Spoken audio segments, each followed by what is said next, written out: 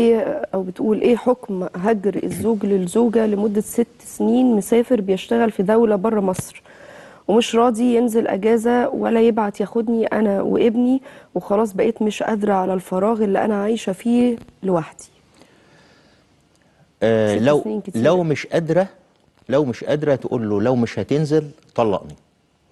خلي بال حضرتك الرسالة دي رسالة قصيرة. لو تفاصيلها كتير. سمعتيها هي هتطلع اللي عندها. طبعا طبعا. الزوجة، شوفي، مش لازم يكون في علاقة حميمة بينها وبين زوجها، ولكن هي عايزة السند يكون جنبيها، اللي يسمعها كلمة كويسة، اللي عايز تحس ان يطبطب في عليها، حياة وفي اللي زوج يساعدها. موجود. واحدة لسه تلاقيها 30 ولا 32 سنة لسه وسايبها وسايبها ومسافر. 6 سنين. يعني هو ربنا جعل لك الرزق هناك كده خلاص، في أي مكان هيكون في رزق. يا أخي كل سنة انزل، يا أخي خدها معاك وما تعرضهاش للفتن دي. لو قالت لك تقول لك ممكن أنا أتعرض لفتنة. طبعا. فلذلك المرأة اللي بتخاف ربنا تبتدي تقلق وتتضايق وشوف لي حل. ليه؟ لأن هي خايفة تقع في أي شيء مخالف. فلذلك هو ما يعرضهاش لهذا.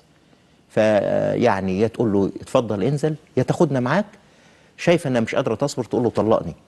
انا شايف ده، شوفي موضوع الطلاق ده انا اكرهه جدا، ولكن في حالات بنبقى عامله غصب زي عننا مشرط لازم الجراح نقول كده. طبعا. بدل ما تتعرض، شايفه نفسها صابره وغض بصرها والحمد لله مع ربنا خير وبركه، استني لما ينزل. شايفه نفسها لا، وزن على دماغها حد يكلمها حد، نخاف هنا بقى من الحرام. نقول لا، يبقى هنا قولي له لو سمحت يا تنزل يا تاخدنا عندك يا تتصرفي وخدي قرارك.